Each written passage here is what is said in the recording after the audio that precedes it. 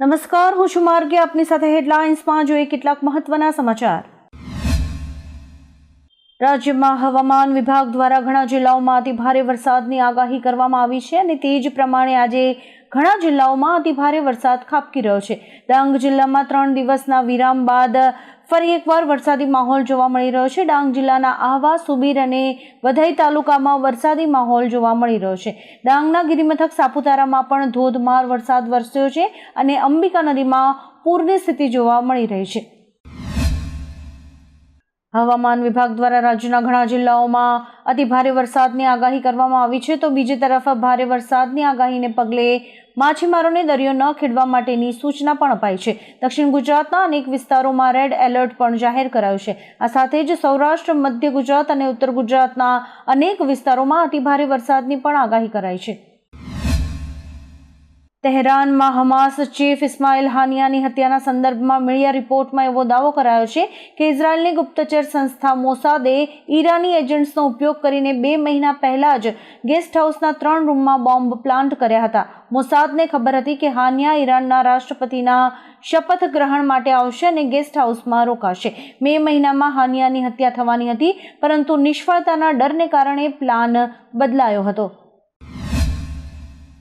નાસાએ social મીડિયામાં એક video share કર્યો છે, જેમાં પૃથ્વીના વાતાવરણમાં કાર્બન ડાયોક્સાઇડ ગેસ જોવા મળી રહ્યો છે. વિડીયોમાં દેખાઈ રહ્યું છે કે વાતાવરણમાં કાર્બન ડાયોક્સાઇડ ગેસ કેવી રીતે ફરે છે. આ એનિમેટેડ વિડીયો છે જે આપણા વાતાવરણમાં ગ્રીનહાઉસ વાયુઓની જટિલ પેટર્ન દર્શાવે છે. તે સુપર કોમ્પ્યુટર સંચાલિત મોડલ છે જેનો ઉપયોગ વાતાવરણ વિશે માહિતી મેળવવા માટે કરાય છે. ગુજરાતના મુખ્યમંત્રીએ 32 સિટી સિવિક સેન્ટર્સની મહીસાગર જિલ્લાના બાલાસિનોર ખાતેથી ભેટ આપી છે. નગરોમાં વસતા નાગરિકોને મ્યુનિસિપલ સેવાઓ એક જ સ્થળેથી સરળતાથી મળી રહે તેવો સિટીઝન સેન્ટ્રિક સર્વિસીસથી ઇઝ ઓફ લિવિંગનો આશય આ સિટી સિવિલ સેન્ટર્સની સ્થાપનામાં રહેલો છે. ઓનલાઈન સુવિધા સરળતાએ મળે તે માટે વન સ્ટોપ શોપ તરીકે આ સિટી સિવિક સેન્ટર્સ કાર્યરત કરાયા છે. ધોધમાર વરસાદ બાદ રાજ્યના 48 ડેમ્સ સંપૂર્ણ ભરાઈ ગયા છે. નવા જળાશયો 90%થી વધારે ભરાઈ જતા હાઈ એલર્ટ જાહેર કરાયા છે. આ સિવાય રાજ્યના 31 ડેમ 90%થી 100% ભરાતા એલર્ટ અપાયું છે. સરદાર સરોવર સહિત 28 ડેમ 50થી 70% ભરાતા વોર્નિંગ આપવામાં આવી છે, જ્યારે કે 39 ડેમ 25થી 50% ભરાયા છે. સરદાર સરોવર યોજનામાં હાલ 1,92,041 MCFT એટલે કે કુલ સંગ્રહ શક્તિના 57.48% જળ સંગ્રહ નોંધાયો છે. રાજ્યમાં આજે મેઘરાજાની ધમાકેદાર બેટિંગ જોવા મળી રહી છે. અમદાવાદમાં ગઈકાલ રાતથી જ વરસાદી માહોલ છવાયો છે, તો બીજી તરફ વાપીમાં 7 ઇંચ વરસાદ ખાબકતા રસ્તાઓ બેટમાં ફેરવાયા છે અને 47 રસ્તાઓ બંધ કરાતા વાહન ચાલકો પણ અટવાયા છે. હવામાન વિભાગ દ્વારા આગામી 4 દિવસ રાજ્યમાં ભારેથી અતિ ભારે વરસાદની આગાહી કરવામાં આવી છે, જેમાં સૌરાષ્ટ્ર અને દક્ષિણ ગુજરાતમાં રેડ એલર્ટ અપાયું છે. હિમાચલ પ્રદેશમાં શુક્રવારે ફરી એકવાર વાદળ ફાટ્યું હતું. લાહોલ સ્પીતિની પિન ખીણમાં ગઈકાલે સાંજે લગભગ 6 વાગે વાદળ ફાટવાને કારણે પૂર આવ્યું હતું, જેમાં એક મહિલા તણાઈ ગઈ હતી. પોલીસને મોડી સાંજે મહિલાની લાશ મળી હતી. વાદળ ફાટતા અત્યાર સુધીમાં કુલ 8 લોકોના મોત થયા હોવાના સમાચાર મળી રહ્યા છે અને 46 લોકો ગુમ થયા છે, જેઓની શોધખોળ કરાઈ રહી છે. બીજી તરફ હજુ પણ ભારે વરસાદની આગાહી કરવામાં આવી છે, જેના કારણે હજુ પણ વધુ નુકસાન થઈ શકે છે. વાયનાડમાં ભૂસ્ખલન પછી મોટા પાયે તબાહી મચી હતી અને અત્યાર સુધી કુલ 354થી વધુ લોકોના મોત થઈ ચૂક્યા છે અને હજુ પણ 300થી વધારે લોકો ગાયબ હોવાના સમાચાર છે. ત્યારે હવે લોકોને શોધવા માટે રડાર ડ્રોનનો ઉપયોગ કરવામાં આવશે. આપને જણાવી દઈએ કે બચાવ કામગીરીની અંદર રડાર ડ્રોન થકી ભૂસ્ખલનમાં ફસાયેલા લોકોને શોધી શકાય તેવી આશા સેવાઈ રહી છે. ઇઝરાયલ ઈરાન વચ્ચે યુદ્ધના ભણકારા વાગી રહ્યા છે. ઈરાને ઇઝરાયલ પર સીધા હુમલાની ચેતવણી આપી છે. બગડતી પરિસ્થિતિને જોતા અમેરિકાએ મધ્ય પૂર્વમાં પોતાની સેના વધારવાનો નિર્ણય લીધો છે. અમેરિકાએ કહ્યું કે આ ક્ષેત્રમાં શાંતિ જાળવી રાખવા માટે ફાઇટર પ્લેનનો કાફલો મધ્ય પૂર્વમાં તૈનાત કરવામાં આવશે. આ સિવાય યુરોપિયન અને મધ્ય એશિયાઈ દેશોમાં મિસાઇલ ક્રુઝર અને ડિસ્ટ્રોયર મોકલાશે. વડોદરા હાલોલ રોડ પર 5 વાહનો વચ્ચે ભયંકર અકસ્માત થયો છે. મળતી માહિતી પ્રમાણે 2 ટ્રક વચ્ચે ટક્કર થતાં બંને ટ્રકે પલટી મારી હતી, જેમાં અન્ય 3 વાહનો ઇકોવાન, કિયા કાર અને ઓટો પણ દટાયા હતા, જેમાં ઇકો કારમાં રહેલા દંપતીનું ઘટના સ્થળે જ મોત થયું છે, તો કિયાની એરબેગ ખુલી જતા 6 લોકોનો બચાવ થયો છે. અકસ્માતના કારણે લાંબો ટ્રાફિક જામ થયો હતો અને દબાયેલા વાહનોનો પણ કચ્છરઘાણ વળી ગયો છે. કેરળના વાયનાડમાં થયેલા ભૂસ્ખલનમાં મૃત્યુઆંક 350ને વટાવી ગયો છે. 341 મૃતદેહોનું પોસ્ટમોર્ટમ કરવામાં આવ્યું છે, જેમાંથી 146ની ઓળખ કરીને તેમના પરિવારજનોને સોંપવામાં આવ્યા છે. જિલ્લા વહીવટીતંત્રનું કહેવું છે કે બચાવ કામગીરી નિષ્ફળ ગઈ છે. હવે માત્ર મૃતદેહોની જ શોધ ચાલી રહી છે. લેન્ડસ્લાઇડથી પ્રભાવિત 10,000થી વધુ લોકોને 91 કેમ્પમાં રખાયા છે.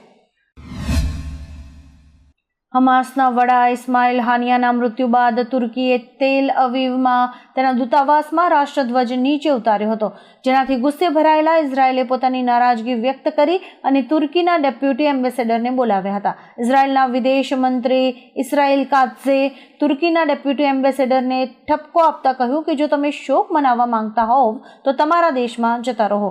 હાનિયા જેવા ખૂનીઓનો શોક ઇઝરાયેલ સહન નહીં કરે.